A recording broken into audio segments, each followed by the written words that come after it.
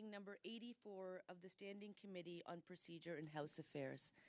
The committee is meeting today to study the question of privilege related to the member for Wellington-Halton Hills and other members. As always, if you're using your headset, your earpiece, keep it in your ear or keep it out, but please don't let it interfere with the microphones. All comments should go through the chair, as always. I do feel that it's going to be a faster-paced meeting, so I would like to maximize your time. I will remind you that the question of privilege related to the member for Wellington-Halton Hills and other members is why we're here. I would appreciate us staying relevant so that I don't have to be interrupting, and I would really appreciate minimizing the number of comments I have to make.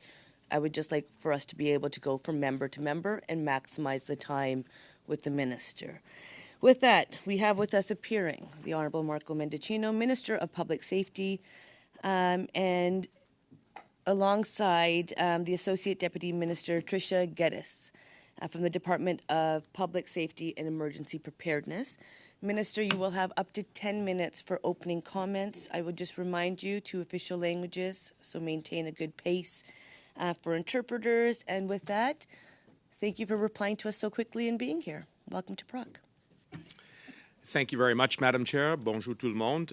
First, I would like to acknowledge the presence of my Associate Deputy Minister for Public Safety, Tricia Geddes, and to begin by thanking all of the people that get up every day to protect our country's democratic institutions, the people that work with them, and all Canadians. The security of Canada's democracy is of paramount importance, and the safety, security of our national institutions is thanks to them. Foreign interference has become an increasingly pervasive threat to democracies worldwide.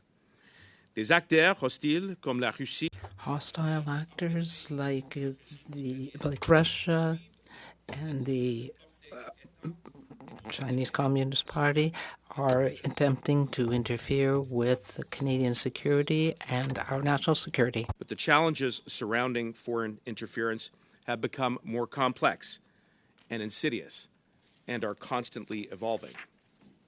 That is why our government has taken strong action since forming government in 2015. Madam Chair, let me explain to the committee the 4 pillars that underpin our plan to combat foreign interference: prevention, protection, accountability, and transparency. First, all good strategies must start with prevention. L'initiative citoyenne numérique. The Digital Citizenship Initiative is helping us to protect our democracy by increasing citizens' resilience to foreign information and disinformation by building partnerships to support a healthy information ecosystem. Through the DCI is the Canadian Digital Media Research Network, which is undertaking activities to help Canadians become more resilient and to think critically about the information that they consume online. Within the federal government, my predecessor, Minister Blair, issued a letter to all parliamentarians in 2020 providing information and resource support to them. And as you know, Madam Chair, CSIS continues to provide briefings to parliamentarians to better understand how to protect themselves and their offices from foreign interference. Second, we are increasing protection. We're mobilizing new tools and resources to ensure Canadians, including parliamentarians' safety. This includes most recently increasing funding for the RCMP of $48.9 million to protect Canadians from harassment and intimidation by foreign actors, increase its investigative capacity, and to proactively support communities most at risk of being targeted.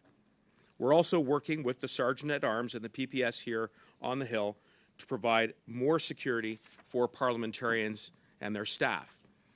And we have recently established a new National Counter-Foreign Interference Coordinator, which is being headed out of my department at Public Safety Canada. Third, we are making sure that we hold hostile actors more accountable. La GRC a indiqué The RCMP has indicated that it ended the foreign interference activity by the so-called police stations and has carried out some 100 investigations into this matter. The RCMP will always remain vigilant. My colleague, Minister Joly, recently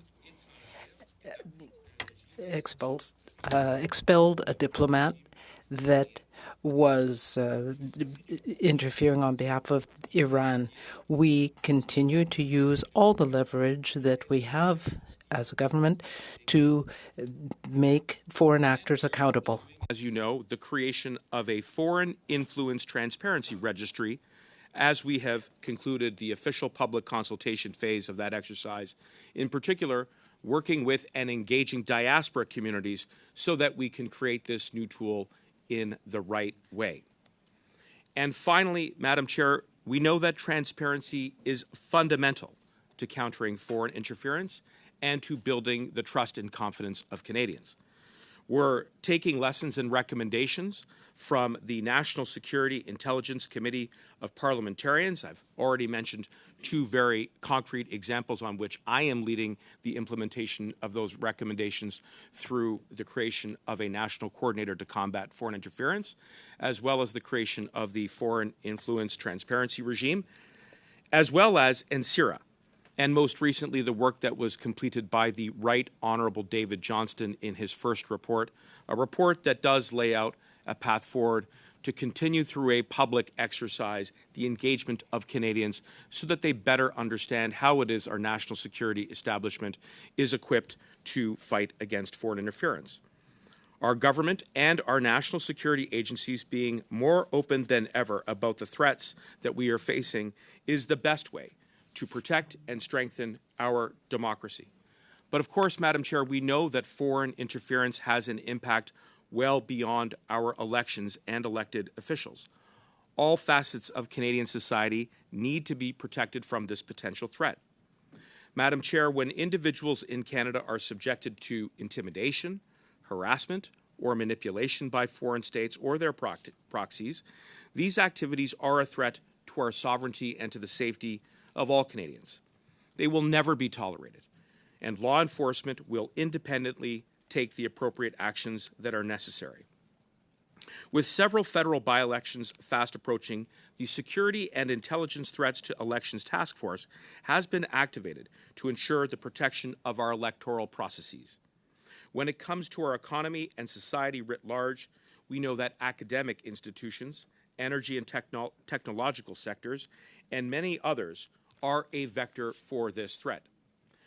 Madame la Présidente, Madam Chair, all these measures and all of these investments are aimed at prevention, protection, accountability, and for transparency being our four pillars that I mentioned. We want to avoid partisan politics in this. Everyone has a moral obligation to ensure that we deal with these matters and protect our citizens and the parliamentarians' rights, such as foreign interference and disinformation. But I want to reassure all members of this committee, in Parliament, and indeed Canadians that our government will continue to take all of the steps that are necessary to mitigate those threats to our national security landscape, including by tackling foreign interference. Thank you. Merci. Thank you, Minister. We will enter into 6-minute rounds, starting with Mr. Cooper, suivi par Monsieur Fergus, puis Madame Michaud, et then Mrs. Blaney. Mr. Cooper, 6 minutes through the chair. Thank you very much, Madam Chair. Thank you, Minister. Thank you, Associate Deputy Minister, for appearing this morning. Through you, Madam Chair, to the Minister, the Director of CSIS, when he appeared at committee on Tuesday, confirmed that the issues management note of CSIS that warned that MP Chong and his family were being targeted by the Beijing regime was sent to the Deputy Minister of Public Safety. What happened once it reached the Deputy Minister?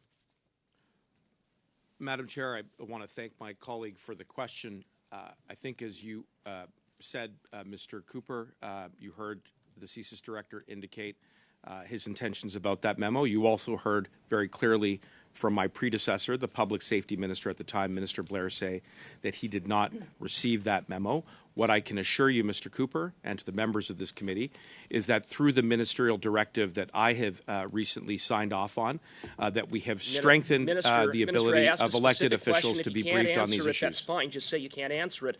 What happened once the memo reached the Deputy Minister of Public Safety? What I can tell you is very clearly the intention of the CSIS director and the fact that Minister Blair did not receive that memo, but that has been addressed through the ministerial directive that I have implemented. To your deputy minister. So have you instructed your department to open an investigation to find out what happened to that memo once it reached public safety? Yes or no? Madam Chair, we have addressed this issue through the ministerial directive, which requires CSIS to directly brief me where there is foreign interference in parliamentarians as well as the Prime Minister. So I take it from your answer that the answer to that question is no. So for you, Madam Chair, Minister, when you last appeared before this committee on April 27, you said unequivocally and without qualification, quote, "The RCMP has shut down the so-called police stations," closed quote.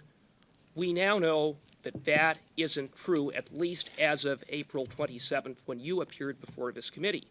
The Beijing United Front Work Department organizations that host 2 illegal police stations in Montreal have said that no action has been taken against them. Jody Thomas, the Prime Minister's National Security and Intelligence Advisor, told this committee on June 1st, when asked how many illegal police stations are still operating, she answered, quote, "We are aware of 2 in Montreal, and work is being done to ensure that they cease to operate," closed quote. That means they were still operating as of June 1st, contrary to what you said on April 27th.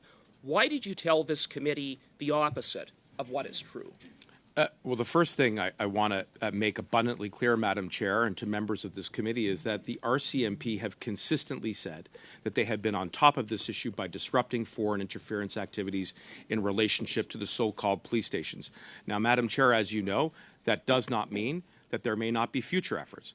But I am confident that on the basis of the authorities and the resources that we have provided to the RCMP, they will be vigilant. And you've heard most recently from Commissioner Duhaime, who appeared before this committee himself, to confirm that the foreign interference activities in regards to these so-called police stations will continue to be disrupted in a timely way. Minister, with the greatest respect for you, Madam Chair, you can't talk your way out of this. You made a statement on April 27th. You didn't provide any qualifications. It was an unequivocal declaration that all of the illegal police stations were closed. Jody Thomas, when she appeared before this committee, contradicted exactly what you said. And I did listen to the RCMP when they appeared before this committee 2 days ago, and upon pressing the RCMP, they appeared to acknowledge that at least one of these stations is still operating and an investigation is underway with respect to the other in Montreal. So you provided this committee with inaccurate and incomplete information in what I would submit, with the greatest of respect, was a deliberate attempt to mislead this committee and mislead Canadians about illegal police stations operated by Beijing on Canadian soil. Respectfully, Minister, how can anyone believe anything you say? I stand by my statements before this committee. The RCMP have been clear and consistent in regards to these foreign activities in relationship to the so-called police stations. Madam Chair, I encourage all members of this committee to continue to listen to the RCMP because they are providing timely, accurate briefings. They carry out those operations in a manner that is independent from the government, but I am confident that the government has provided the RCMP with the tools and the resources and the authorities that are necessary to deal with these foreign interference activities. You misled this committee, and that's a fact.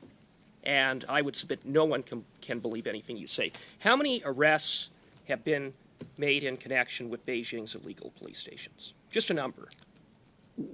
Madam Chair, I'm pleased to reiterate what Commissioner Duhaime told this committee just a couple of days ago, I believe, which is that they are advancing approximately 100 investigations I asked a in question, regards how to many foreign interference. arrests have been made? You know the answer to that, Minister. The fact that you're unwilling to say it, I think, speaks volumes to your unwillingness to come here and answer straightforward questions. So how many have been arrested? Madam Just a Chair, number. a couple of points because I want to be responsive to my colleague's question. First, the fact that there are 100 investigations the answer to ongoing that, Minister, is reflects zero. how serious Zero. this is. But second, Zero. the So I'm fact going to that just the pause. I'm going to pause because, you know, Mr. Cooper, I was actually going to give you the floor back because the beep beep beep went off. I'm like, oh, he's kind of hearing what I'm saying. It's taken a bunch of meetings, but we're getting there. Awesome. High fives. I'll throw you back the floor, get you to get one more question in. We go on our way. We hear the beep beep beep. You know what my reaction's going to be, and then it's almost like you like it. So with that, I find that odd, but everyone got the show. We feel better. Great. can I? Minister Mendocino, the floor is yours, and then I'll be going to Mr. Fergus. Thank you very much. I'll try to be concise in my response, Madam Chair. First, the fact that there are 100 ongoing RCMP investigations into foreign interference shows they're taking this matter seriously. If there are arrests, obviously they will be updated by the RCMP. But lastly, let's not underestimate the value of the ability and the capacity to disrupt those activities, which is precisely what the RCMP has done in regards to the so-called police stations. The number you. is zero. Wow. Mr. Fergus. Mr. Fergus, thank you, Madam Chair. And thank you, Minister, for being here before the committee today. My question regarding the police stations, we had the RCMP come here and they had testified that they have disrupted the illegal activities at these locations. But they added an important caveat.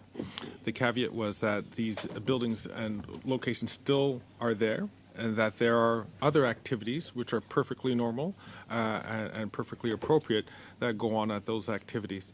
So to say that we've shut them down would be an overstatement. It would be to say that those activities have been shut down. Do I have a correct reading on that, Minister, and do you have anything further to add on that? It's very important to make the clarification that foreign interference activities in regards to the so-called police stations refers to the activities themselves. And I would add something else, and that is the resources that we are giving to the RCMP through Budget 2023, as I said, roughly $49 million, is a way in which we can be sure that we can better protect Canadians, and specifically diaspora communities who are often the target of foreign interference activities. So, Mr. Fergus, what I would say through you, Madam Chair, is that it was disappointing to see that Conservatives did not support Budget 2023. They often talk tough on national security. They talk tough on foreign interference, but they voted against a budget which would have given the RCMP additional capacity to deal with the very foreign interference activities that you're talking about. And they've also voted against other authorities that have would equip our national security establishment with additional tools to fight foreign interference.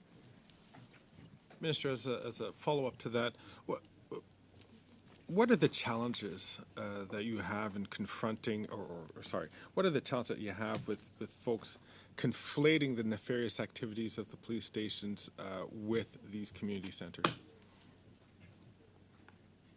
Madam Chair, that's an important question because the geographic locations where these so-called police stations are located attract people for, totally legitimate purposes. So they could be going to the same space to participate in extracurricular activities or to be getting other essential supports. And it is, my assessment that is one of the challenges that is presented, is just really distinguishing what are legitimate activities from potential foreign interference activities. But I think we need to be very sober about the reality that the PRC is deploying a wide array of tactics when it comes to foreign interference, not only through the so-called police stations, but equally through our economy, through our academia, through other attacks on our democratic institutions, which is why the way in which I structured my opening remarks lays out the plan that is based on prevention, protection, accountability, and transparency. So the additional tools and resources that we as a government have put into place are all about advancing that plan so that we can tackle foreign interference. Minister, as you're surely aware, we have had substantial testimony which speaks to frankly, the information breakdown that has happened amongst our security and intelligence information sharing and the lack of coordination in that regard. What is your department, what is the government doing to rectify these snafus? Madam Chair, that too is a critically important question. And, as the minister, I'm responsible and accountable for my office, for my department, and the agencies that report to me. And it is important to identify where the challenges have been around information and intelligence flows. So in my job as the Minister of Public Safety, by identifying that issue, I believe that we have begun to address it through the issuing of a new ministerial directive. The point there is that where there is foreign interference in relationship to parliamentarians, I'm now to be directly briefed by the service so that we can be sure that the issue is being addressed, so that we can be upfront with Canadians about how it is that we're doing that work. I would also say that Mr. Johnston's first report, a report that is very substantive, that is incisive, does lay out an additional number of steps in which we can continue to strengthen our internal governance when it comes to intelligence and information flow, because that is the best way in which the government can take the appropriate actions that are necessary to deal with foreign interference. That's precisely what I'm committed to doing. And a final question to you or to the Deputy Minister. I'd ask this question of the CSIS Director, and I'd like to ask it of you. It seems that the framework in which we have set up the structure to respond to these issues, our whole security intelligence network was set up in response to terrorism threats. It seems that the frame has changed. How do we now adapt our structures to deal with these new and emerging, perhaps it's been ongoing emerging, but just a new way of looking at the threats which we face by foreign interference now? I'll say a few words and then I will turn it over to ADM Geddes, but I think what your question touches on is the need to think about how we frame national security concerns. You're right, since 2001, in which in the wake of the 9/11 tragedy, the government put into place a national security strategy. Today, yes, of course, we continue to be vigilant against anti-terrorism, but we also have to think about foreign interference. Sorry, thank you. When the beep goes, we can't pass it to the ADM, but maybe there'll be another opportunity. Madame Michon. Madame Michon. Thank you, Madam Chair. And thank you for being here this morning. It's much appreciated. I want to shine some light on the issue around the intimidation of the member for Halton Hills, Wellington Halton Hills. But first of all, I want to talk to you about the transparency of what you have said. You have said certain things here, and sometimes in response to questions, you plead ignorance. You have said certain things in your opening remarks, but including about transparency, but things are far from transparent. You are the Minister for Public Safety of Canada. You have the obligation to be informed and to answer a question. You say that you haven't been briefed, the notes were lost, and so on. So how do you explain that as the minister responsible, you should be the first to be informed, and you don't seem to have been? Madam Chair?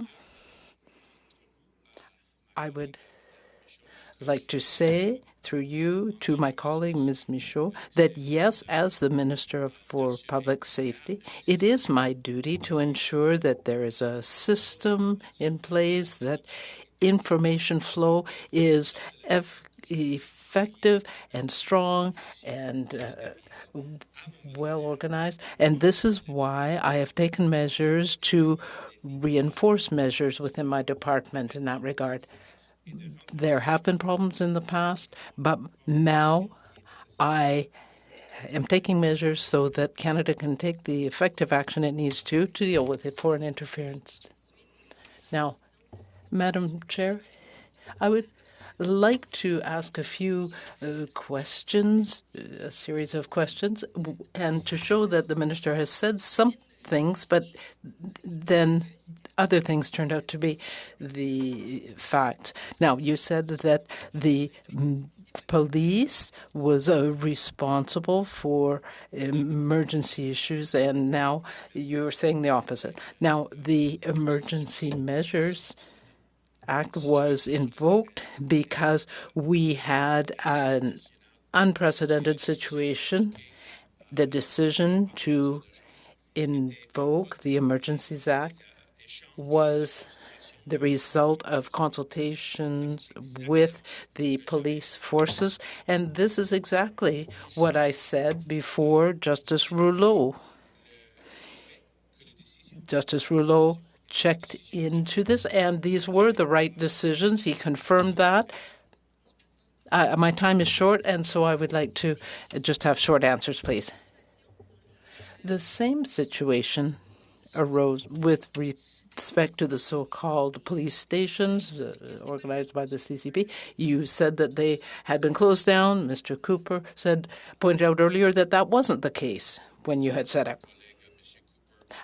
Our colleague, Mr. Cooper, asked the question, and I will repeat my answer. The RCMP has taken concrete action to deal with the so-called police stations, and the RCMP will remain vigilant about those activities. You said a few days ago that you were not informed about the transfer of Paul Bernardo from a maximum to a medium security institution. You hadn't received information, but we have found out since that you were sent the information. Now, did the information not get to you? What is the truth? Mr. Turnbull, point of order.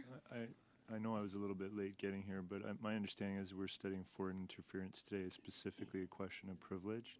I don't know if this question is relevant. I'm just wanted to point that out and seek your advice on that.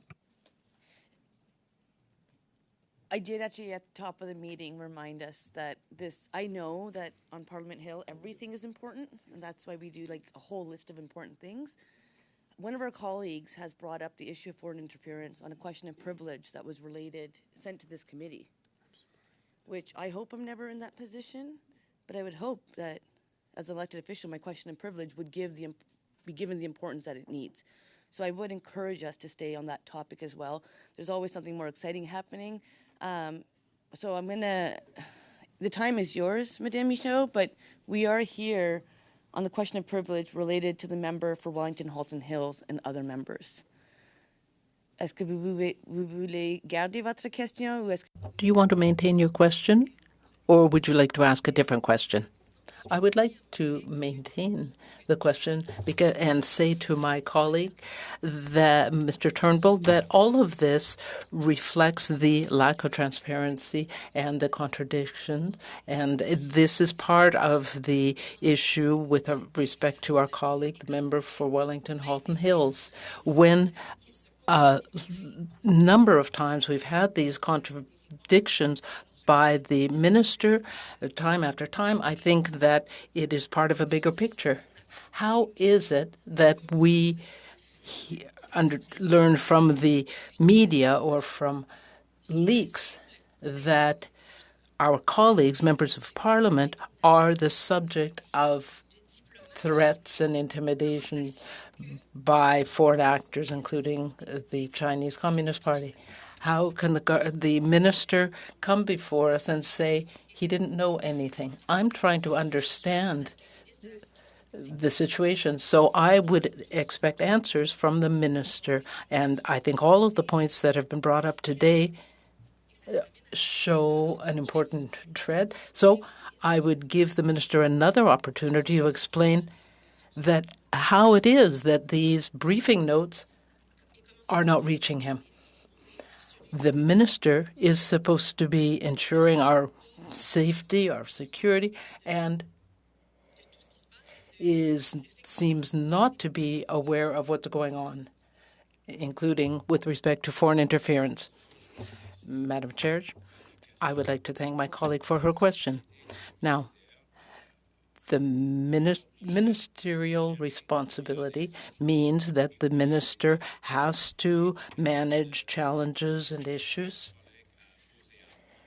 In response to the specific question that I was asked, I have responded to the situation by issuing a new ministerial directive so that all briefing notes will be shared with me and my office, with the government, so that we can take steps in response to these issues. That's my answer. Thank you. Ms. Blaney. Well, thank you, Chair, and thank you to the witnesses for being here today. And I admit that I share frustration with my colleagues and with Canadians about how often it feels like the story is changing from one thing to another. And what I keep hearing from the minister, through the chair, of course, is that a ministerial directive has been made and sort of now everything is good. So I guess my question is, I understand that the ministerial directive was made on the 16th of May to inform MPs if they are being targeted in any way. And I also think it's important that we make sure that everybody understands that if a new minister is appointed, that directive would have to be made again. So it's sort of a short-term solution to something that, and I'm not sure that it's actually a full solution, and in fact, it's not, but it is a short-term sort of Band-Aid to deal with this big issue. So I'm wondering, is there a timeline to move forward with a permanent legislation so that we can see this fixed in a comprehensive way instead of sort of this ad hoc Band-Aid solution, keep finding the holes to the sinking boat, patch something up and hope that it works? I'm just wondering, is there an actual plan for legislation? Madam Chair, through you to my colleague, Ms. Blaney, the answer is yes, and certainly it remains the focus to introduce legislation that would create a new foreign agent registry as quickly as possible. I also want to assure my colleague, Madam Chair, that there is a plan, and that plan is based on the 4 pillars that I outlined in my opening remarks. Again, just to be clear, prevention, protection, accountability, and transparency. And I do agree with my colleague, Ms. Blaney, Madam Chair, that it is important that we continue to strengthen the internal governance around the sharing of information and intelligence. The ministerial directives, they do succeed through governments, and they do succeed through administrations. And the ministerial directive, which I issued in regards to parliamentary foreign interference, is a way in which we can strengthen those protocols. So, yes, to use your metaphor, Ms. Blaney, there are definitely waves, but the boat is being reinforced so that we can navigate those waters. So you're putting together what I see as needing a fundamental change in legislation to make sure that MPs are oriented appropriately, and you're mixing it up with the foreign agent registry. So I'm not clear on how come you're putting those two things together. So I guess my first question is, what is the timeline for legislation? You didn't give me a timeline. I would like a timeline. The second part is, we know that on May the 9th, the foreign agent registry consultation is closed. When are we going to get the What We Heard report? First, Madam Chair, I was very pleased to be able to lead the public consultations on the foreign agent registry. That was an extremely valuable exercise. It allowed us to engage with thousands of Canadians, both online as well as directly and in person. As my colleague said, Madam Chair, we intend to publish a What We Heard report in the very, very near future, certainly by this summer. and as a result, informed the creation of this important tool. And I would just, again, reiterate that this tool has to be seen against the backdrop of all of the other concrete actions that the government has taken to date when it comes to foreign interference, including by giving new authorities to CSIS, including by raising the bar on transparency through NCCOP and NCIRA. And when we talk about the next steps, including legislation, what you have is a very comprehensive plan to deal with foreign interference. So my next question is on the diaspora. We know that there have been long-term communities that have come forward to talk about the challenges that they're facing on a personal level with foreign interference that have largely gone ignored. So I'm wondering, in the consultation process, how did you include these communities? And then in the rollout process of the foreign agent registry, I'm wondering how you're working with those communities to make sure that the rollout is done in a way that is friendly and doesn't target the very people we are trying to get to share with us. Madam Chair, Ms. Blaney makes a very important point.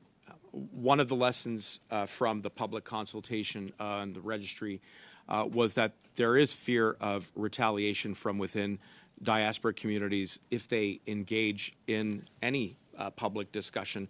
And so as we think through the next steps on consultation once we table the legislation involving the registry, and indeed once we continue to engage Canadians more broadly on the suite of other legislative reforms, which we may want to visit again, we do need to turn our minds to creating atmospheres which are safe and secure so that Canadians feel as though they can step forward, give their best advice, give their best feedback into this without being worried about targeted or being marginalized or stereotyped, which is the whole point of foreign interference.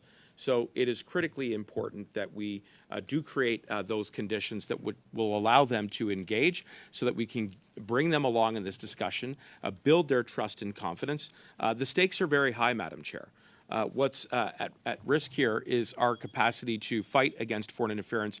To do that, we do need to bring along Canadians, and that's our commitment.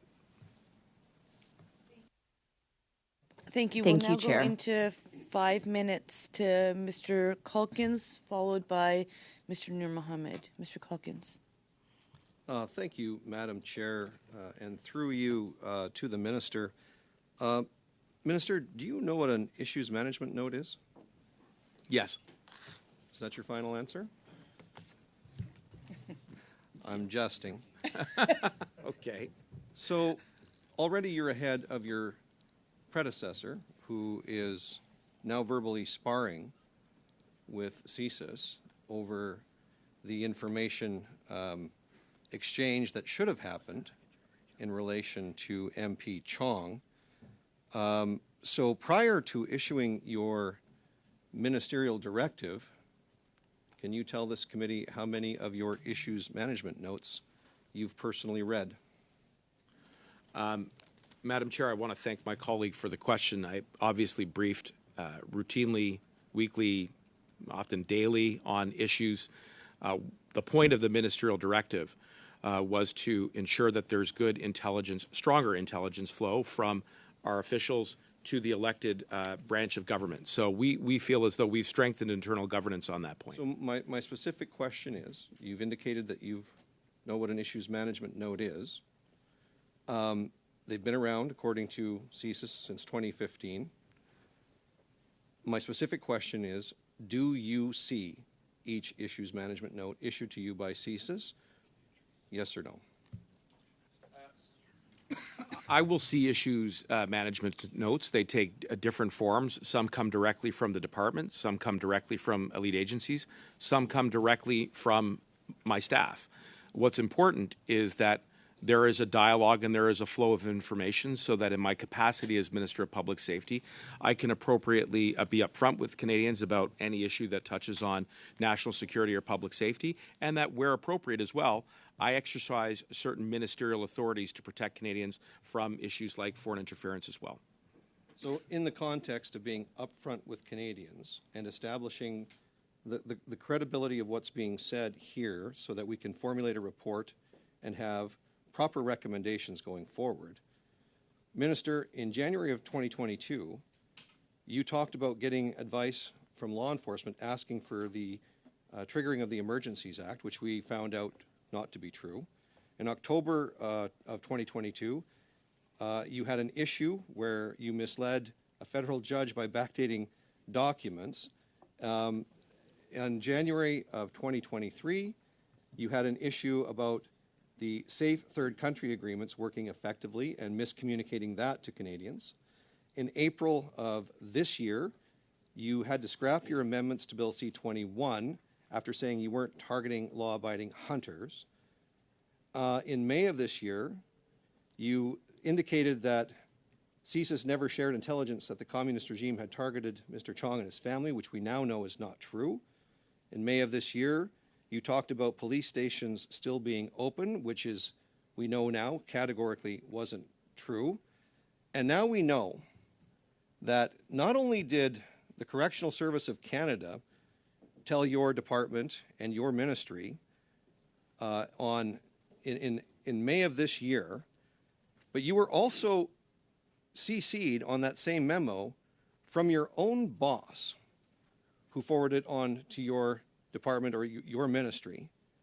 And last night, reading through Twitter, your boss and through the Prime Minister's office has said that they sent you that same note, and there was no indication, according to this reporter, that you responded to the Prime Minister's office, and that the Prime Minister's office found out on the 29th, the day before you said you found out on the 30th, that Paul Bernardo was being transferred from a maximum security prison to a medium security prison. It is. Point of order, I'm Mr. I'm trying to establish credibility of the witness, Madam Chair. This isn't a courtroom, but okay. Point of order, Mr. Turnbull. Madam Chair, it's the same point of order as last time. I just wanted to ask for relevance. I don't know how Mr. Culkins thinks this is relevant to foreign interference, which is what we're here to study, but I'd really like to know how this is relevant to our current study. So I was just waiting to see where the question was landing, because Mr. Culkins has been around a long time, so he knows how this works. And I was hoping that we were coming back into it. So perhaps that was the case, Mr. Culkins? The issue is the information that's being shared is being blamed not only by you, but other ministers of the Crown as not getting the information. There is no doubt in my mind, Madam Chair, that the minister had the information about this transfer and had the information about all the other things pertaining to Mr. Chong and every other issue I said. So given that, Madam Chair, I'm going to ask the minister if he can do the one thing that I think he knows he should do. He has a microphone in front of him right now. With all of the issues that have been caused under his watch and the issues specifically pertaining to my colleague, Mr. Chong, will he do the honorable thing and resign right here, right now? Madam Chair, I'm focused on one thing and one thing only, and that is doing my job to protect the safety and security of Canadians. That question is so posed with, is riddled with inaccuracies and falsehoods, it doesn't even begin to warrant an answer. Thank you. I will just say because I love watching The House because I'm cool and hip like that, I do believe that we are actually, a motion was moved in the House on a similar topic, which means the Chamber is seized with that issue. And here I would ask that we try to get to a response to the question of privilege from our colleague and to foreign interference in elections. But I can just try. Mr. Nur Mohammed. Thank you, Madam Chair, and thank you, Minister and officials for being here today. You know, I came today because I'm keenly interested in the issue of foreign interference, and I've been surprised that we haven't really had much of a focus from opposition colleagues on foreign interference. So perhaps we can come back to the issue of the day. One of the things that, you know, in my time as a public servant in public safety at PCO, under 3 different prime ministers of different political stripes, I recall there was a substantial level of concern dating back to the time of the MacDonald Commission around the notion of how do we share intelligence. This has plagued liberal governments, it's plagued conservative governments, and no doubt we are here having a similar discussion today. So, Minister, when you think about the path forward, because I think one of the most important things we can establish is how do we make sure in context of the question of privilege that we build a safer environment for Canadians. What are some of the things that need to happen in your view or that are already happening to ensure that we get right how we address and deal with intelligence and how we ensure that we don't conflate the notion of intelligence with actual evidence? This is an issue, Madam Chair, I'm extremely concerned about, and it takes me back to my days as a former federal prosecutor when I dealt with cases involving national security. And indeed, one of the biggest challenges that continues to confound not only Canada but many democracies is understanding how it is that we transition from actionable, credible intelligence to admissible evidence which can be used in a court of law to prosecute and hold those who are responsible for committing acts that pose a threat to public safety and national security. One of the things that the government is very much focused on doing is revisiting that particular question. And that can be done through legislation. There are currently Canada Evidence Act provisions that do allow for proceedings where judges get access to classified information, then make determinations based on privileges that can be asserted by the government to protect national security, to protect the people that work within those institutions, with the relevance and the probity of that evidence, so that they can then be used in open proceedings. I will say, it is a very challenging exercise, and we have to strike the balance correctly. So as you pose the question, and I'm not just talking about yours, but as the government poses that question, we do have to really think through the evolutions in the threats to our national security landscape. You talked about coming back to foreign interference in this discussion today. Mr. Nur Mohammed, Madam Chair, through you to him, I could not agree more. The stakes have never been higher. We have to set aside the partisanship. We have to set aside the distractions. We have to be focused on the issues at hand, because what's at stake is our democracy, our economy, and most importantly, the Canadian people and their safety and security. Thank you, Minister. My next question, Ms. Geddes, I have had the privilege of working for people who have sat in your seat who are incredible public servants. And so it is always a privilege to ask our senior-most public servants questions around some of these issues that you live every day. You know, we live in a world right now where we hear all the time, well, if everybody had access to this information, we wouldn't have the problems that we do. Can you just bring us back to why it's so important to distill intelligence in a way that allows people to make informed decisions, and the material risks of just putting everything that might be collected in the realm of intelligence into the public domain?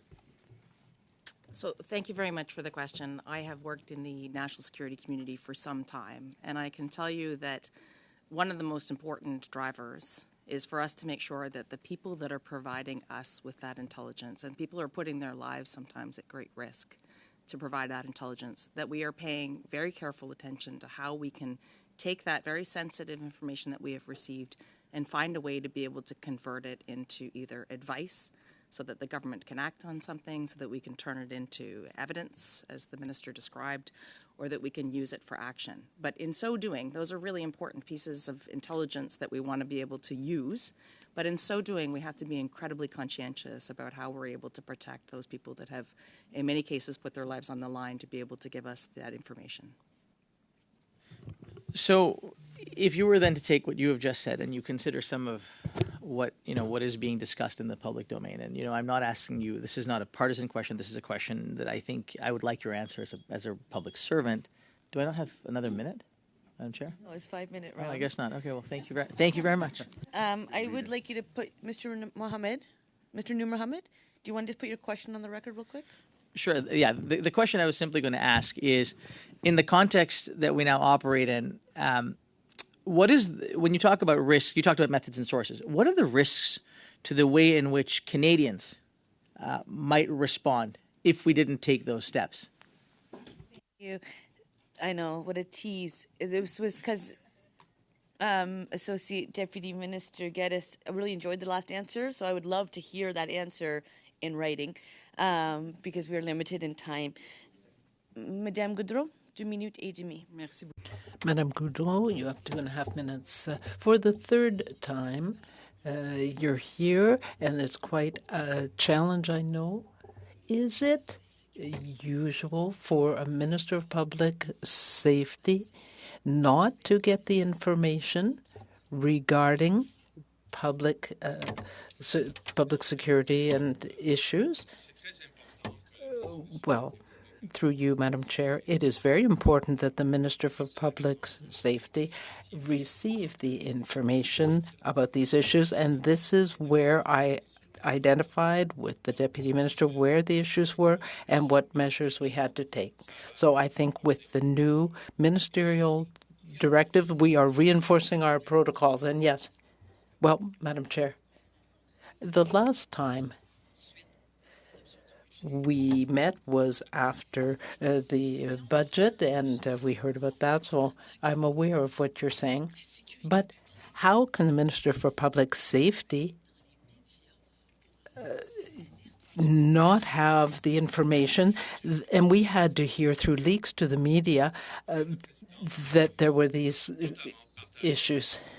I fully share the concerns of my colleague about the leaks. There is a problem there. But I have confidence in our police services, in their investigations, and the people responsible will be brought to justice.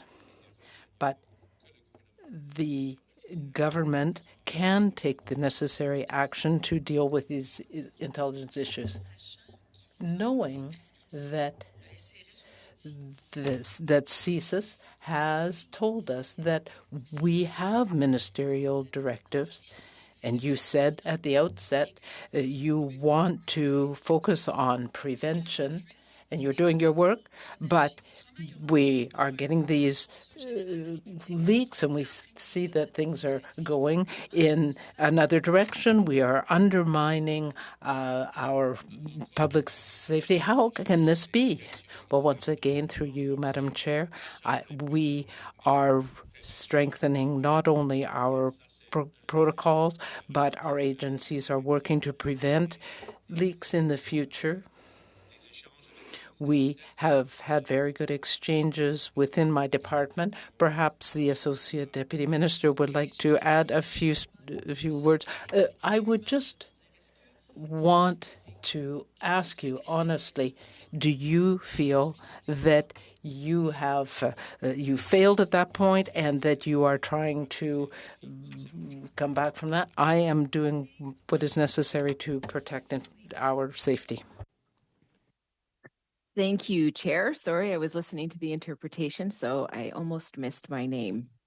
So I'm going to come back to the Foreign Agent Registry. I asked a question about how the diaspora would be included in the rollout of that program.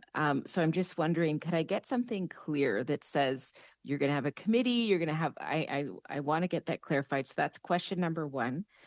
The second question that I have for the minister is Mr. Chong talked about the defensive briefing that he received. At that time, he had no idea that him and his family, both overseas and here, were being targeted, but he did find it very helpful. So I'm just wondering, is there any movement towards having MPs all receiving some sort of defensive briefing because of how helpful it seems that it was? And how about candidates in future elections? So if you could answer those two questions. Through you, Madam Chair, to my colleague, Ms. Blaney. First, I want to come to the question of engaging with diaspora communities. I took the opportunity to emphasize creating safe atmospheres in which we can engage them because of the heightened concerns around retaliation.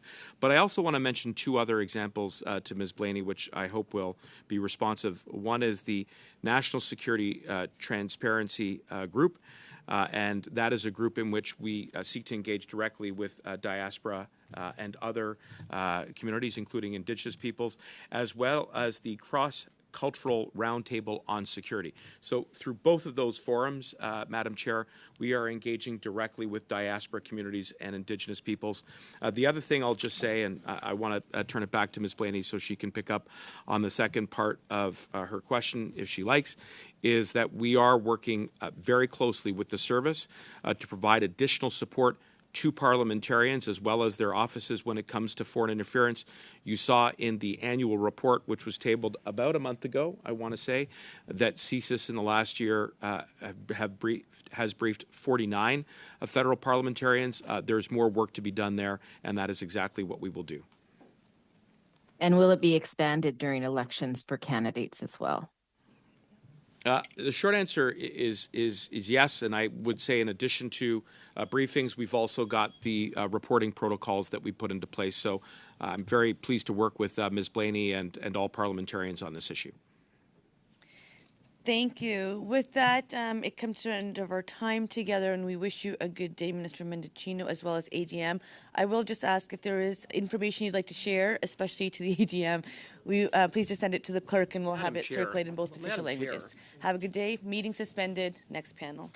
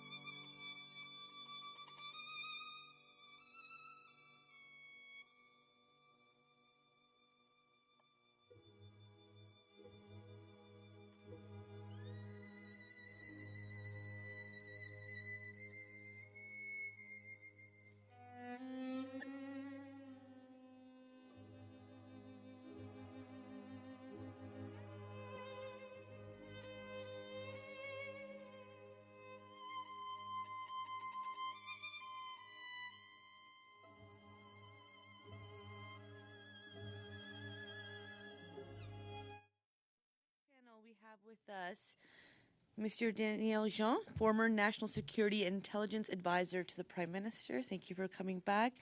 Mr. Michel Juno Katsuya, former Chief of the Asia Pacific Unit, Canadian Security Intelligence Service. Mr. Juno Katsuya, I'm going to pass you the floor, and then I'll head to Mr. Jean after. Welcome back to PROC. Thank you for responding so quickly. Thank you very much, Madam President. Bonjour, Monsieur et Madame. Good morning, everyone.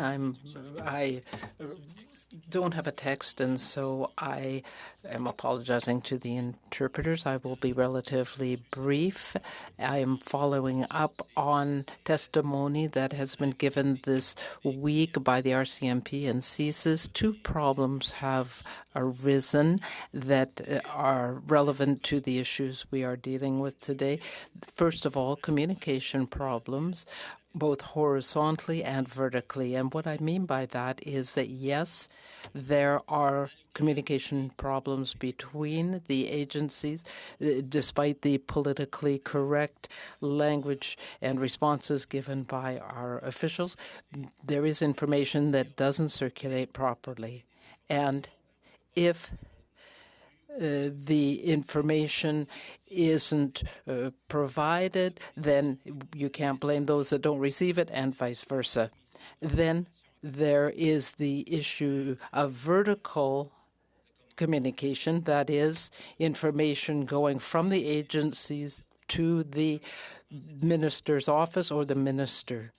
And this is another type of problem that we have to deal with in order to improve the transmission of intelligence and the problems we're dealing with today.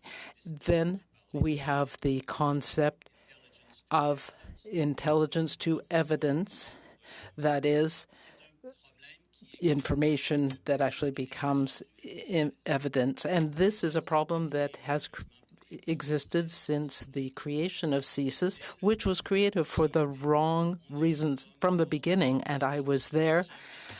Our marching orders were that we should never be in a situation where we would have to appear as witnesses. But there are a number of issues that have led to situations where that was problematic. For example, the Air India situation, the Shakawi situation, Jeffrey DeLille, and so on. And as a result, the RCMP could not carry out its activities the way it should have. It's not the RCMP's fault. If the information comes from CSIS and the RCMP has to testify in court, then the sources of the information have to be raised, and that is something that is to be avoided at all costs. And so where Air India was concerned, for example, there were people who paid the price for that. So those are two major factors that I believe we need to take into account when we're looking at foreign affairs, foreign interference.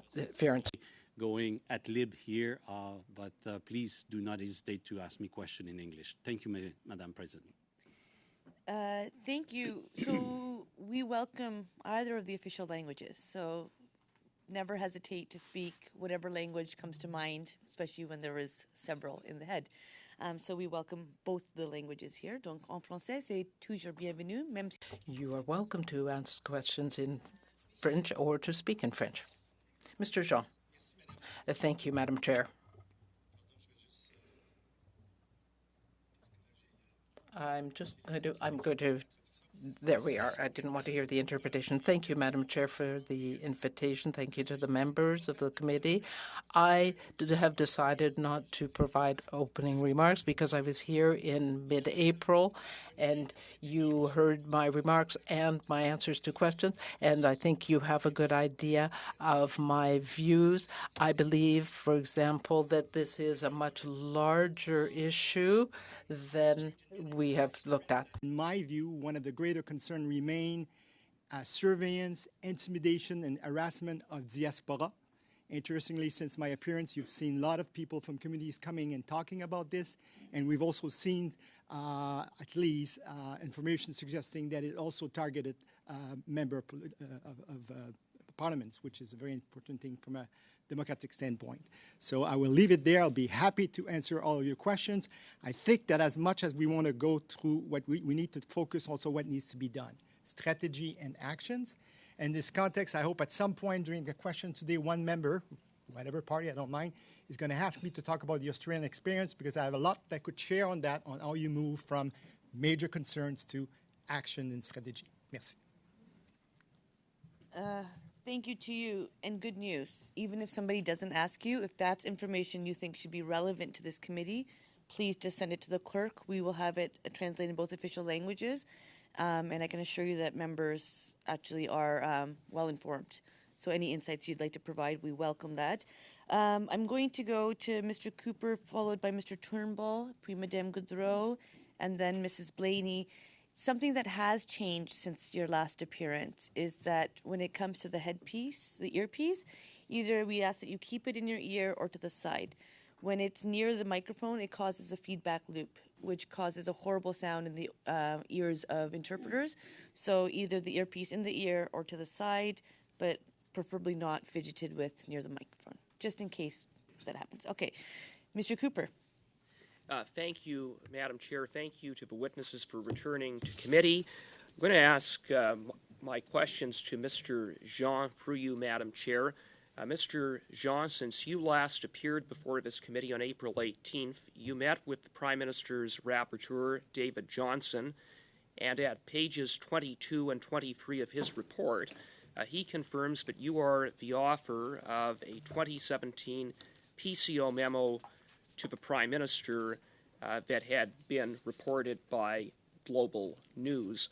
I'm going to ask you some questions arising from Mr. Johnson's findings. Did you prepare the memo at the request of the Prime Minister's Chief of Staff, Katie Telford? So, first of all, let's maybe try to clarify what has been reported in the media versus what is the memo that I sent, and I think the Rapporteur General did that also in his report. The reports by Global News, according to what the Special Rapporteur have said, referred to a draft of that memo, an earlier draft version that would have been leaked. The Rapporteur General have had a chance to see that draft. I have not had the chance to see that draft. Now, the one thing that has changed since I've appeared in mid-April, I've had a chance to see my June 2017 memo. And also because it's been made public that I'm the author, I can at least talk about the fact that generally what was in the note, although I cannot talk about the classified information itself. So I was the author of the June 2017 memo that was sent to the Prime Minister, like the author, the final author, the person who signed the memo, yes. Did you prepare any of the drafts? I would have seen some draft, right? It's always the way it works. And you see some earlier draft, you make corrections, it returns. I cannot say whether I've seen the draft of Global because I've had no access to it. And I don't see all earlier draft too, so.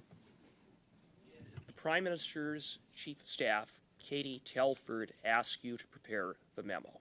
I have no recollection of a request being made to me for a memo by the Chief of Staff. That doesn't mean that was not the case.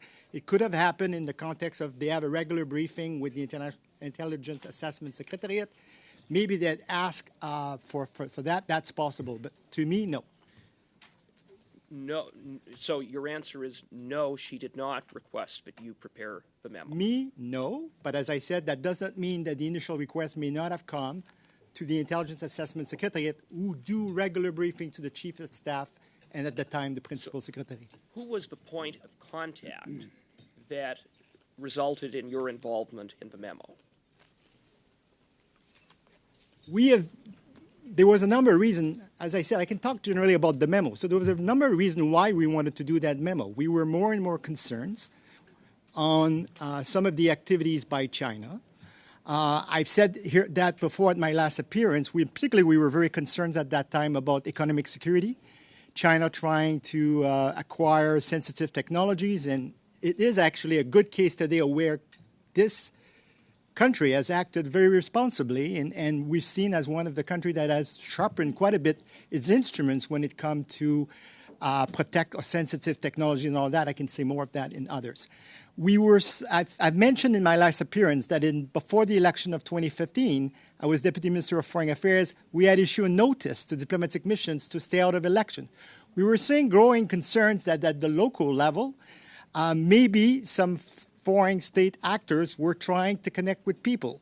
We were concerned about our research. We were concerned, as you probably remember at the time, there was a huge corruption. Thank you, Mr. John. And I apologize for interrupting, but my time is limited. And following up on where you more or less left off, Mr. Johnson states in his report that an earlier draft of the memo contained language similar to what was reported by Global News on February 8th, namely that Beijing operatives were, quote, assisting Canadian candidates running for political offices, closed quote. Mr. Johnson states, however, that, quote, the draft was significantly revised before the memorandum went to the Prime Minister, closed quote, and that language specifically warning of Beijing had been removed. Who objected to the initial warning about Beijing assisting Canadian political candidates? First of all, I've not seen the draft memo that Global assumed to have seen. In fact, Mr. Johnson seemed to have seen a different draft than what Mr. Cooper reported on.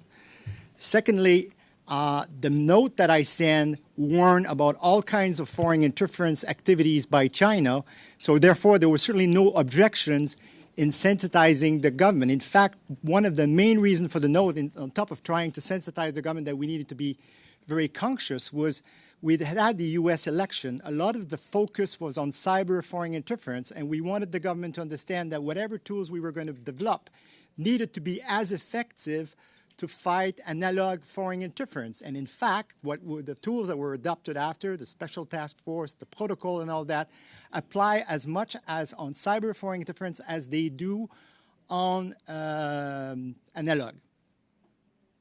Well, did anyone, so you did sign off on the final memo, and the final memo contains language that, as Mr. Johnson says, was significantly revised, and that there had been there was a suggestion that it be general, that no single state be specifically identified. Why? No. First of all, that's not what the Rapporteur General report says. It says that whatever actions you take, we should be careful. He was talking if you take actions.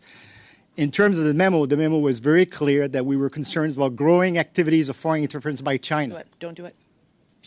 So in fact, the first question the chief counsel, the rapporteur, told me is your memo is quite clear. Excellent. Thank you for that answer. Mr. Turnbull, 6 minutes.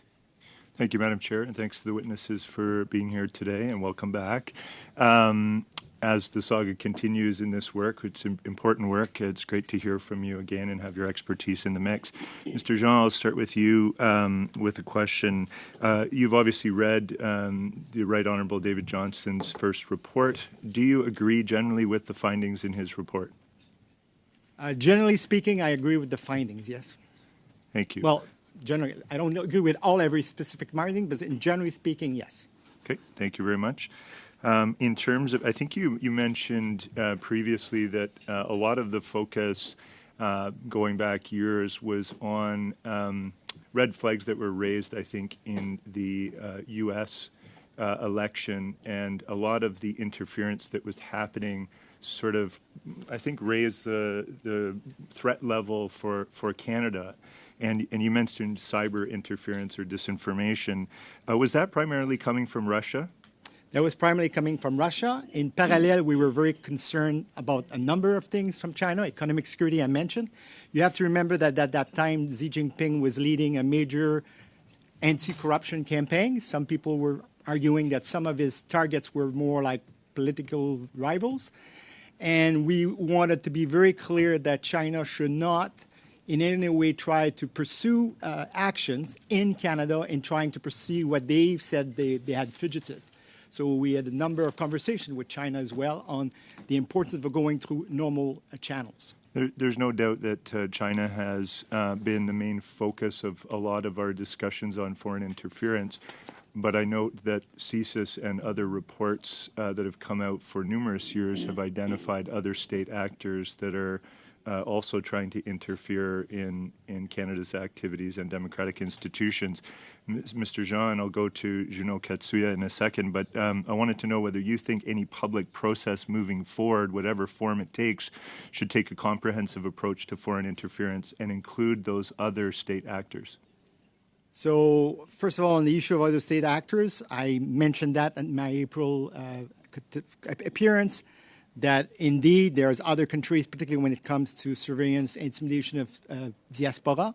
And on your second question, absolutely. I think it's time that we focus on the diagnostic of the problem, the actions that need to be taken, and whatever process that we do to go and shed some further light on this should not, in my view, delay further the actions that need to be taken. Mr. Juno Katsuya, what do you say to that? Should our approach in whatever public process is the way forward, and that's being decided, I'm sure, negotiated in terms of what that looks like, but should it be comprehensive, including other state actors, including Beijing, but also including other countries? Well, definitely we need to be able at this point to at the same time educate the general population, and that would be one of the aim of one of the purpose of this general inquiry. At the same time, a fair amount of knowledge have been accumulated through various committees. Over 350 witnesses came in front of parliamentary here to testify at various levels. I think we have a good understanding of what's going on, but I will agree with Mr. Jean that the urgency of going into action and coming out with some clear action, because the price that we have been paying now collectively is tremendous. The people are losing trust in our elected officials. They're losing trust in the leadership of this country. They're losing trust in the institutions. And worst of all, also our allies are losing trust in our ability to fix the problem. Thank you. I know last time, Mr. Juno Katsuya, that I asked you about Prime Minister Harper, because you've made comments about how many of these threats go back over 30 years and that every government has been influenced or compromised in some respect. And you said that PM Harper had become soft on China. What I'm interested in today is whether there's... Point of order. Yeah, Madam Chair. I would like to question the relevance of the colleague's question, because we're here to deal with our colleagues in the intimidation campaign against our colleague. Because in the first session, so I would always encourage relevance, but we did expand the question of privilege to include foreign election interference. Actually, it was a motion presented by Conservative colleagues. So as long as it's within the realm of foreign interference, I do find relevance, but I will always encourage people to stay on topic, please. Thank you, Madam Chair. And it is relevant. Foreign interference has been long-standing. Mr. Juno Katsuya has mentioned that. PM Harper in 2014 signed a 31-year trade deal with China, and I wanted to ask you about whether there were concerns expressed at the time. There was reports in the media. I was just looking at some of the reports back then from national security and intelligence experts that flagged that as a real concern. Has that had an impact on Canada's national security, and in terms of our trade relationship, has it put us in a vulnerable position in any way? So I'll go to you first, Mr. Juno Katsuya, and then to Mr. Jean. I agree, and I did state, and will repeat again, that since Mr. Mulroney, every single prime minister have been compromised one way or the other. Either it's inner circle and led to decisions that were questionable in terms of the interests of Canada. And we accuse or we impute that to the agent of influence that succeeded in gaining access to the decision process. So yes, Mr. Harper is quote-unquote guilty of that wrong decision, but he's not the only one, unfortunately. And that's why it is so important at this point to tackle this issue as we all do collectively as we speak. If I may just follow up on that, though, I want to ask you specifically about FIPA and the trade deal. Did that compromise Canada's national security in any meaningful way in terms of China being able to interfere? Mr. Jean, maybe we'll point that one to you. I'm going to actually, Give me the same if it's lenience. a one-word answer, I can give it to you, but otherwise I need to go to the next round. Mr. Jean? You have to remember that it was signed and it took 2 years before it was ratified, and some of the national security concerns were very much at play. But in all our trade deals and our FIPAs, we always protect our ability to be able to do national security reviews. Other countries have made mistakes not doing that. We have not made that mistake. Thank you. Madame Goudreau. Madame Goudreau. Thank you very much, Madam Chair. I want to take the time, and I want to first thank you for being here. I want to take this time to be clear that with all the expertise that we have developed, we've had over 60 witnesses since the fall, but I don't have your expertise. I am getting a good overview, though, of the situation. So we have heard that there is a clear lack of proper intelligence approach in Canada and a lack of interest. Now, that lack of interest by the minister and the prime minister means that briefing notes fall between two chairs. That's what I've been able to understand. It seems systemic. Some documents don't get read as a result.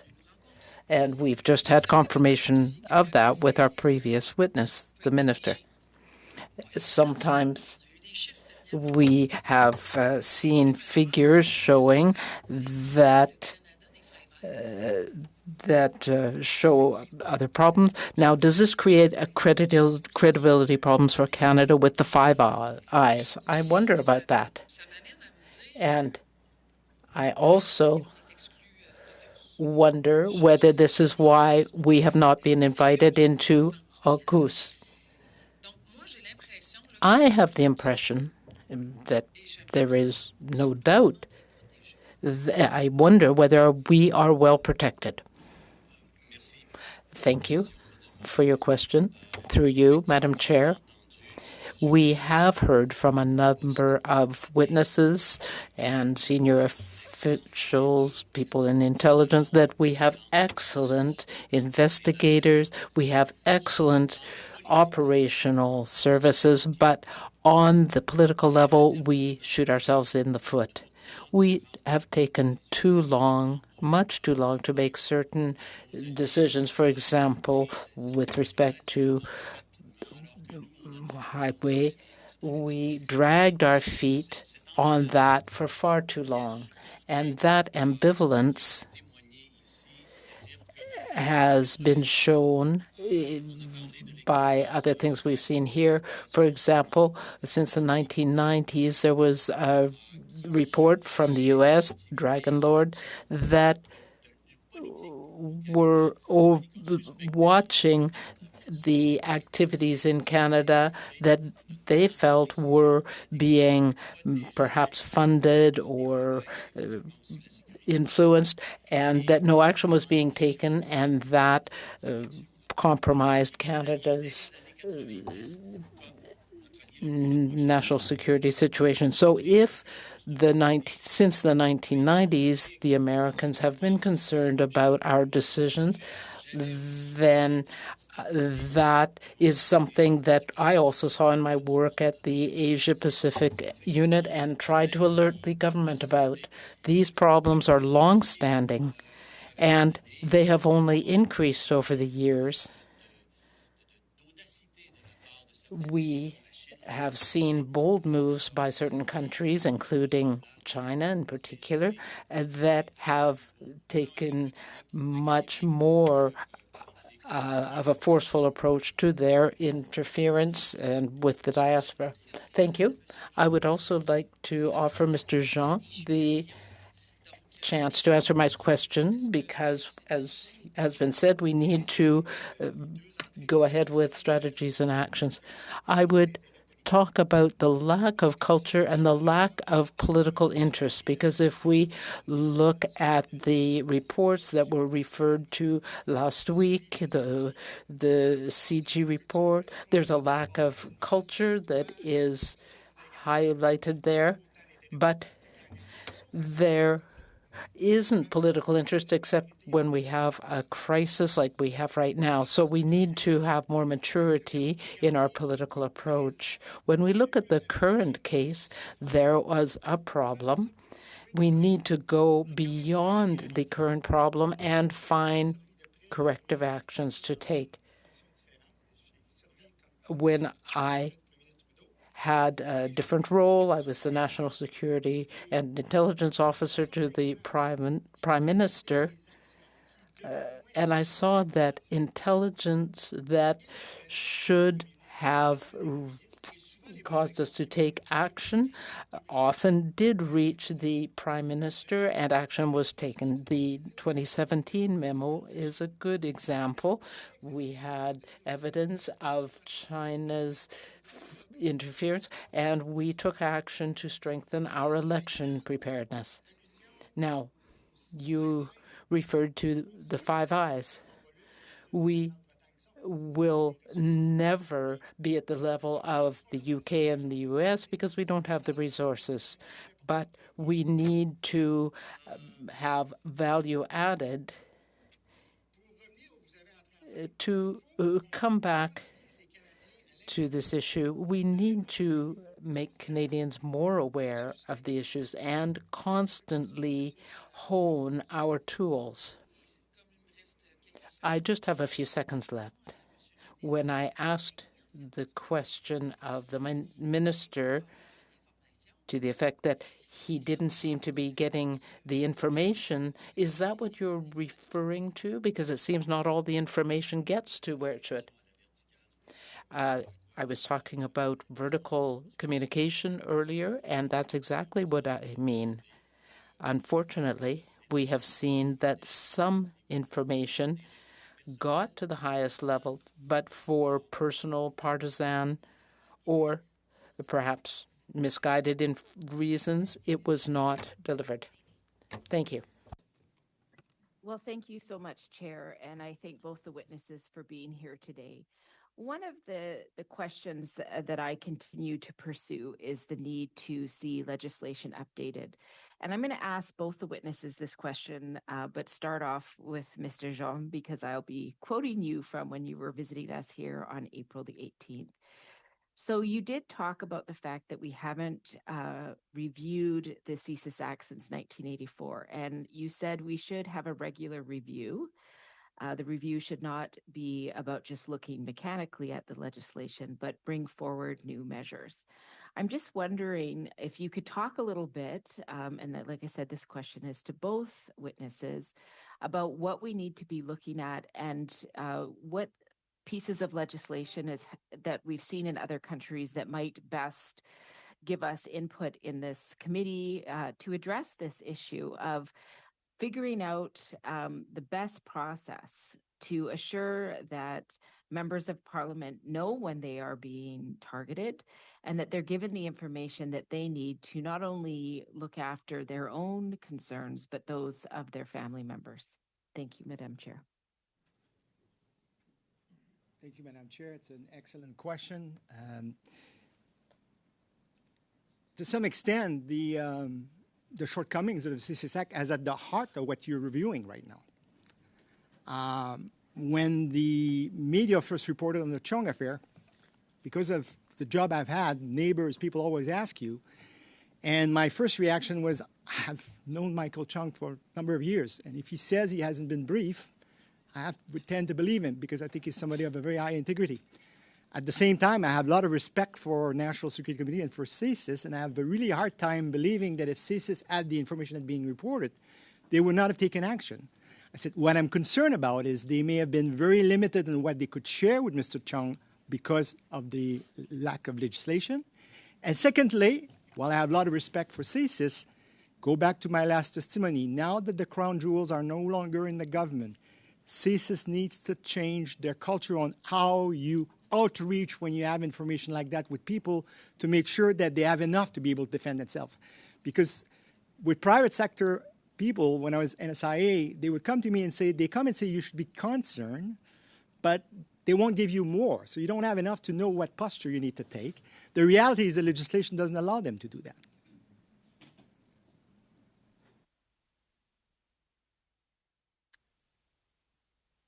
Foreign registry, that's a good thing. It's not a panacea itself, but no. We should regularly update our national security. We need to do something on intelligence to evidence. I would suggest that we do something narrow to start with, that we test it.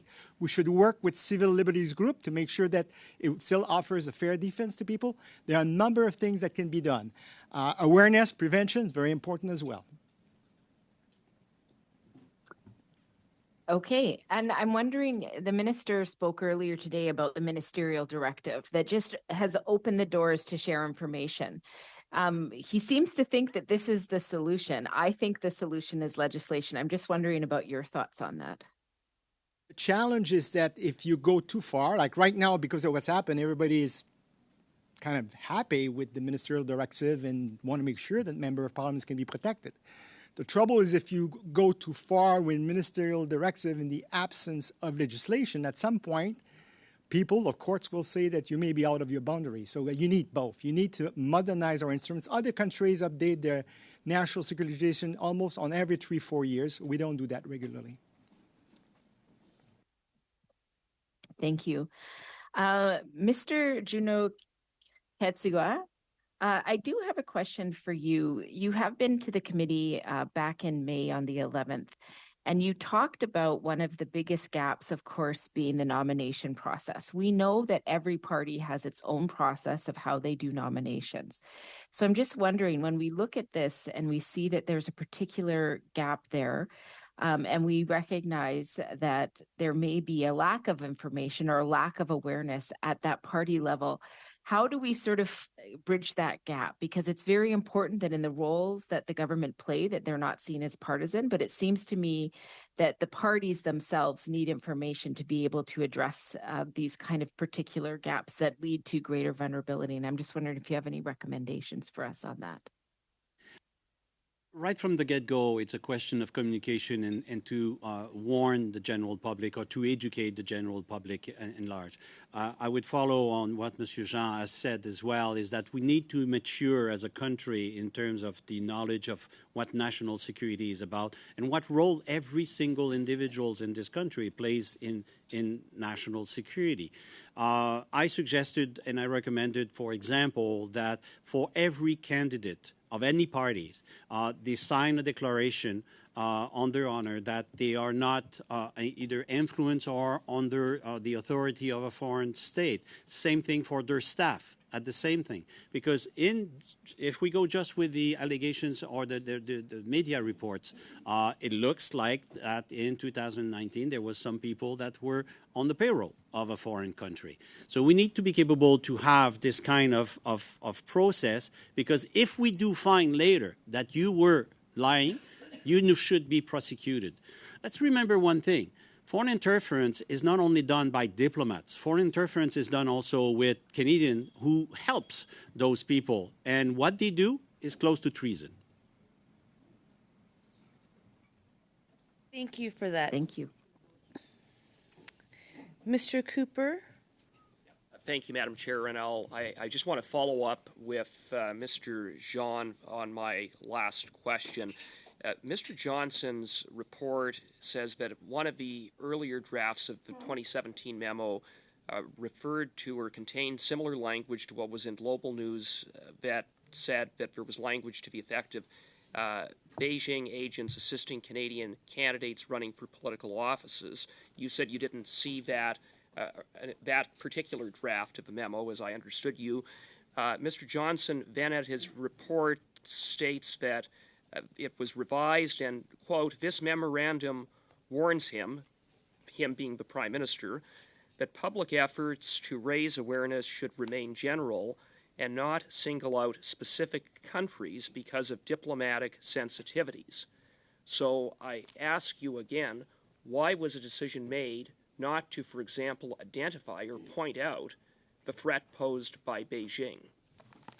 Why was the language changed?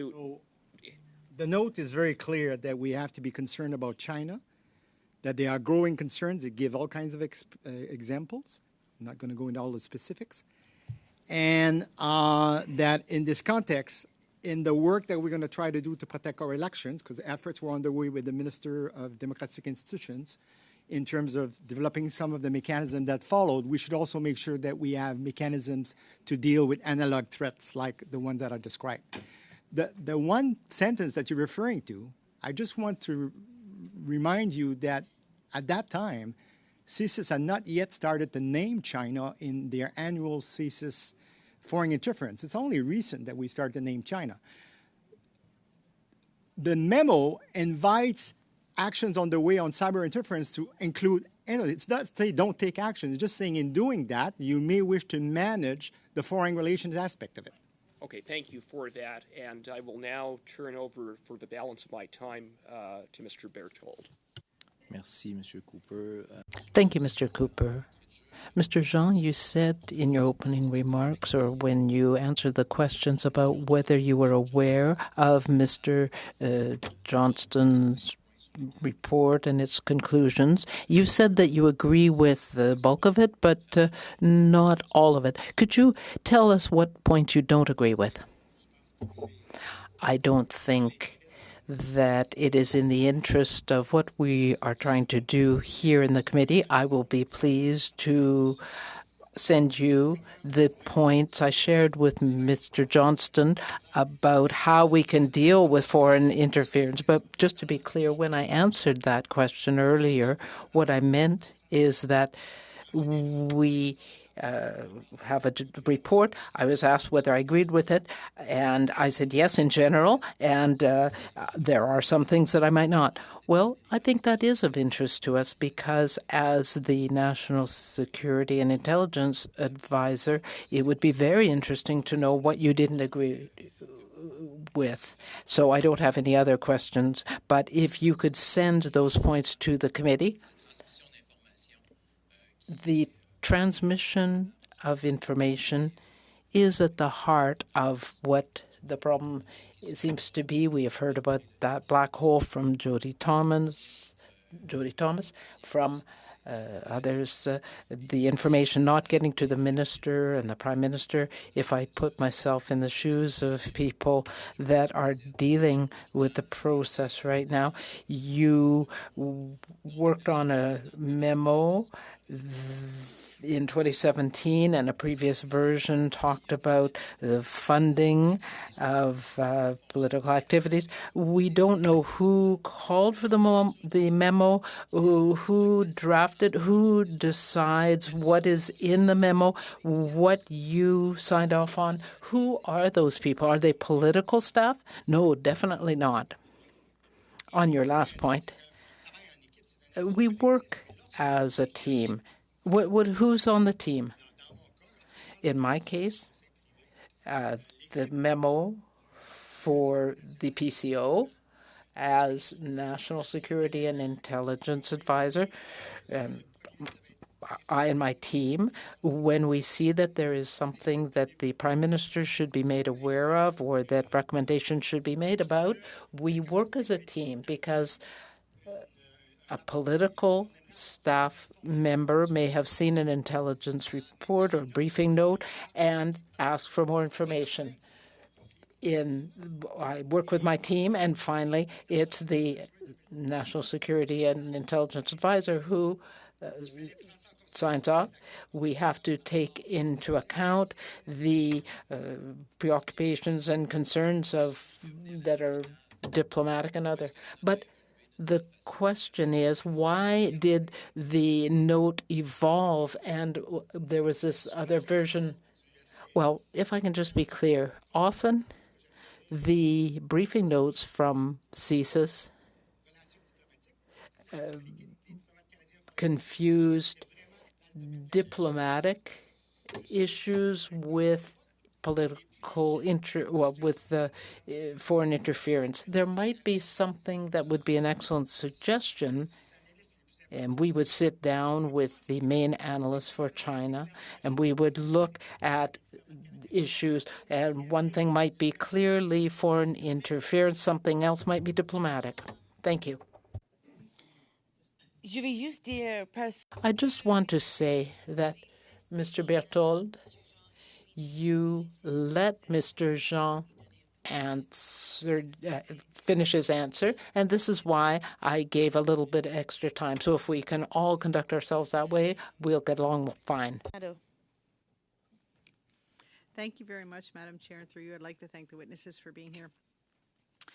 Because today's meeting is focused on the question of privilege related to the intimidation campaign against MP Chong, I understand, Monsieur Jean, you were the NSIA from May 2015 until May 2018. So with respect to the specifics of the question of privilege, you were no longer in that position when this specific issue was happening with this specific MP, because we understand now from testimony from the head of CSIS that the IMU came out after sanctions following the February 2021 vote in the House of Commons on MP Chong's Opposition Day motion. So I'm going to come to the two of you in your expertise as in intelligence and ask some questions, if that is okay.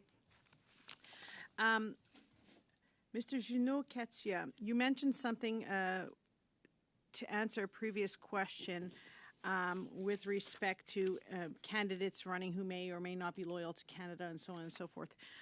As you, I'm sure, both are aware that on June 28, 2017, the National People's Congress in China passed the National Intelligence Law and outlined the first official authorization of intelligence in the People's Republic of China.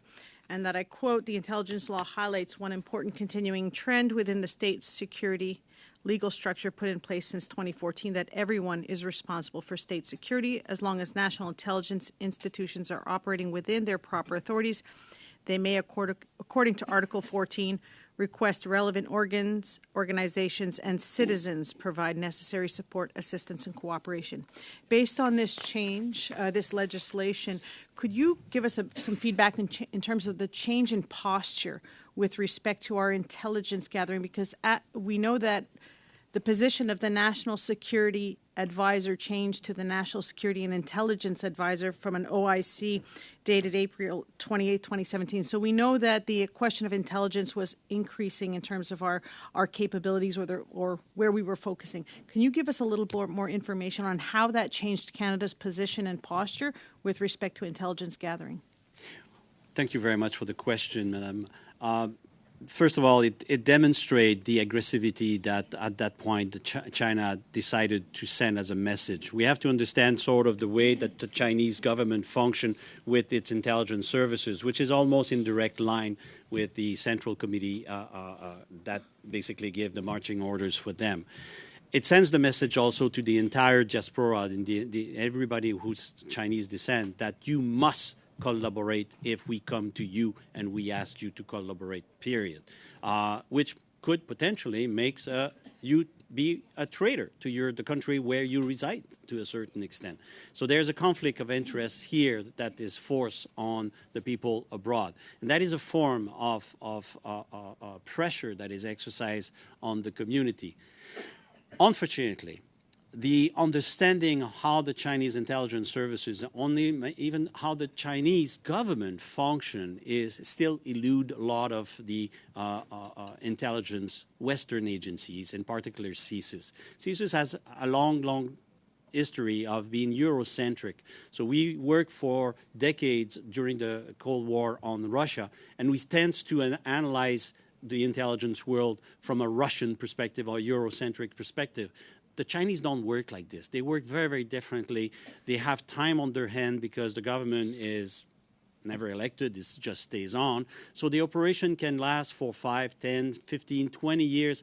They have no problem. So actually, on that note, we know that according to Hofstede's Power Index, they are long-term orientation, which means they will play the long game. It may take 10, 15 years in terms of gathering intelligence. Would you agree with that? Absolutely. And that is to our detriment because we need to come out with results very, very quickly. Otherwise, the operational priorities will change. And that's why, to a certain extent, the communities have been badly served because we were not capable to accumulate the information long enough. The RCMP have done an excellent work to try to catch up since this issue have been coming out, and I think they've made very great progress with the community and reaching out to the community, as it was testified also by the commissioner, and I believe what was said. Unfortunately, we're still behind, and there is also a lack of communication between, like I said, horizontally between CSIS and the RCMP. Thank you, Madam Chair. Thank you, Mrs. Romanado. Madame Goudreau. Madame Gaudreau. Thank you, Madam Chair. 2 minutes. I want to look at the near future. That is, if we think about being the Prime Minister, the Minister, or the Chief of Staff. We just have a few days left before the end of the session. What do we need to do right now and for the future? Immediately, there isn't much time left. We need to prepare and draft a Foreign Interference Act. One of the problems is the difficulty of carrying out investigations against people who have committed reprehensible acts because the Security Act, as it exists, is not sufficient. We need to be able to do more to protect the diaspora populations against intimidation. We need to do like the Australians, Americans, and the British have done. So legislation. Is there anything else? Perhaps Mr. Jean has something to suggest. I agree. We need to go beyond partisanship. And obviously that can play a role, but we need to improve our tools, legislation, the CSIS Act, the Foreign Agent Registries. Those are things that what we need to do. The Australians had a lot of foreign interference by China, and they got someone to come to work with the equivalent of CSIS for the Australian government and looked into the various tools needed, like a register, penalties, and protection of elected representatives. I think we could do something like that. Well, in parallel, we can walk and chew gum at the same time. What about the investigation? Do you not think that we need a public inquiry? I think that is necessary now because the Canadian public wants to see clearly what the situation is and that the government is taking these matters seriously. We need all parties to work for the resolution of these issues as well. That is affecting everything. Thank you. Ms. Blaney. Well, thank you, Chair, for that. I'm going to come back to Mr.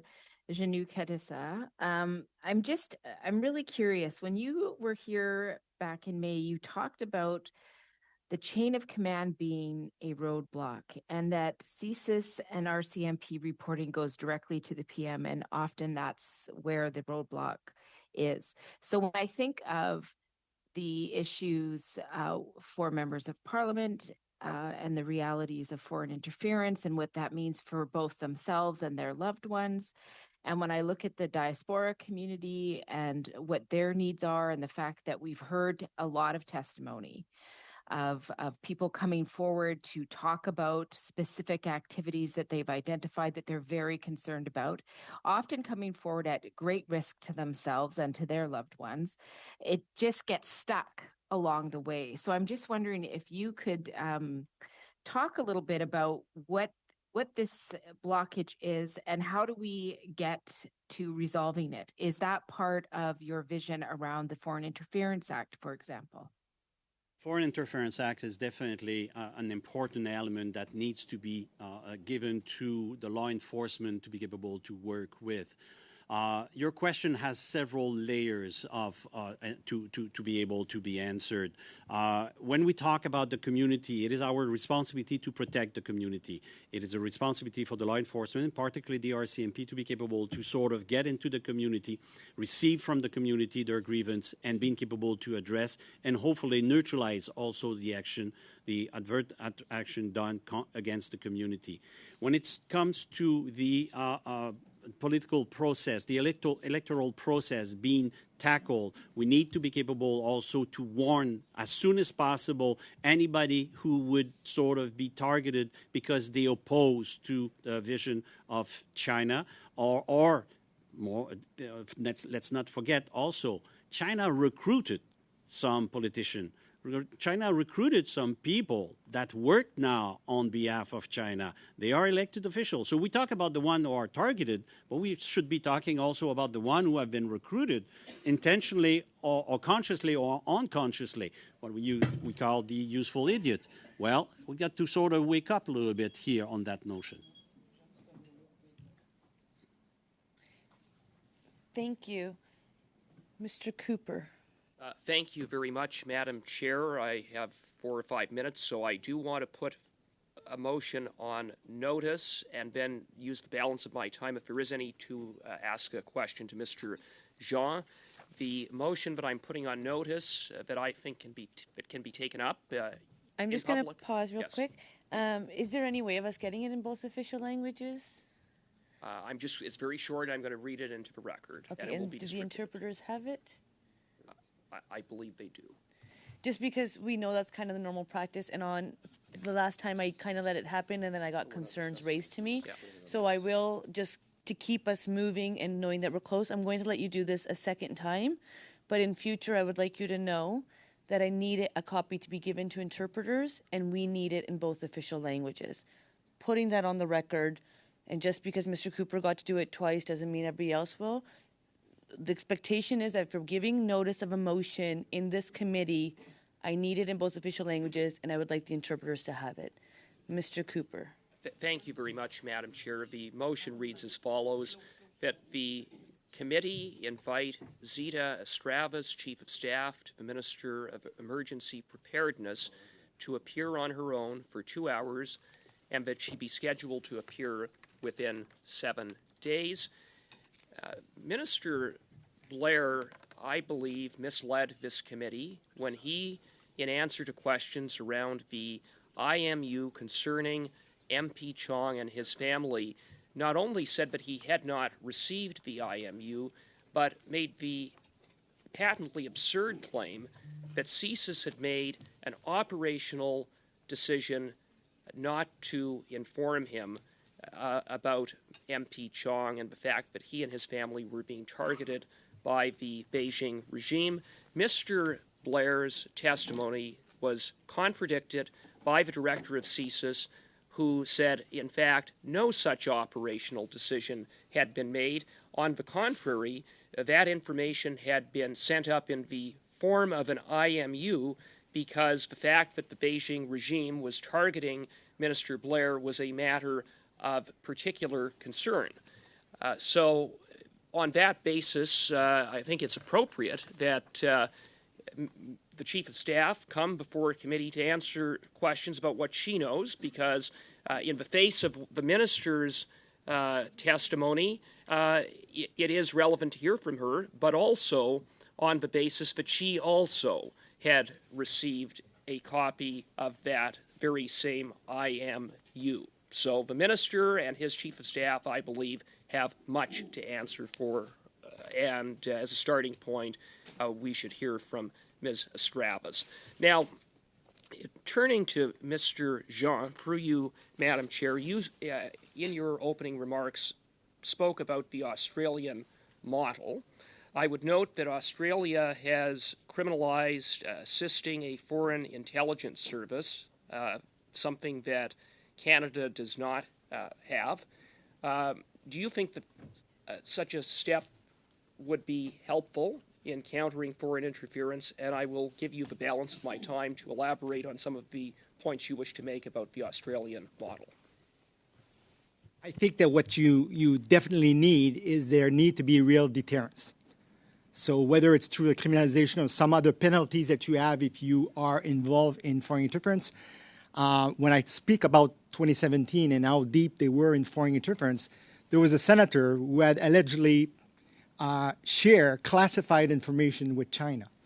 They had all kinds of concerns of that nature. So if we're going to have a foreign registry, that's one thing. But if people, because a foreign registry will be good for the people who, because of their occupations, lawyers and people like that, will want to comply with the law. So as long as there's not huge exemptions, as there are other things, it will have some effectiveness so people will comply with the law.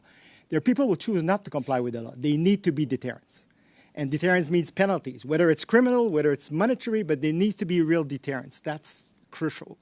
You definitely need to do something about providing more ability. On problem number one with the surveillance and intimidation of the diaspora, and I was really happy to hear the RCMP testimony this week, we need to work with the communities that they feel confident they can come forward. And then when people are taking action, that they're trying to intimidate people in the community, there should be actions taken against them. And that's critical. In the last couple of years, the work I do, I meet a lot of young Chinese people who say their parents who are dissidents, and their parents say, I'm scared of what you're doing because either us or our family back home is going to be, intimidated. We need to be able to create space for Canadians who are harassed, intimidated, to be able to come forward. So there's a number of measures. I said I have a document that I'd be happy to share with the committee. But to me, yes, you're trying to shed more light on this, but please, to all parties, go above partisanship and focus on a strategy that can undermine foreign interference. It is on their national interest. Excellent. I'm going to just thank you. There's 7 seconds left to being completed in 5 minutes, but my sheet shows that more than 7 extra seconds were provided. So I'll go with 5 minutes to Mr. Nur Mohammed, and that will bring us to the end of today's meeting. Mr. Nur Mohammed. Thank you, Madam Chair, and thank you, witnesses, for being with us. I'm going to ask one question and give the rest of my time to Mr. Fergus. At Ethics Committee on June 2nd, Dean Baxendale, who's the Chief Executive Officer of the China Democracy Foundation, testified, and he said that, and I quote, under the Harper government, a number of MOUs were entered into directly with the RCMP. This allowed some 25 China communist agents, we'll call them policing agents, to enter the country to look at repatriating supposed criminals from Canada. A number of them were deported during that time, about 290. I mean, it's a safe assumption to make that these MOUs would encourage this practice of policing or intimidating the Chinese community by folks coming from outside. In your opinion, Mr. Junio Katsuya, had the Harper government taken this, the consequence of this more seriously, where would we be today? Would we be in a different place? Definitely, when we allowed the collaboration with the police in that perspective, we send the wrong message to the community. That's unavoidably. In that perspective, also, we know for a fact that during their stay, some of those police officers, the Chinese police officer, went into doing covert meetings with people, and they were not supposed to be doing that. It was reported back to the Minister of Public Safety back in China through our ambassador and everything. So, it is a good example of the misguided policy or misguided decision that are definitely questionable in terms of why we did such a thing.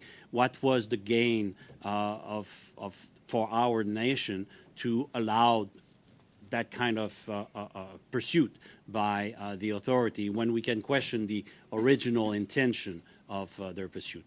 That is the same thing when certain companies were authorized to be bought by the Chinese here in Canada. That was given by many different prime ministers before.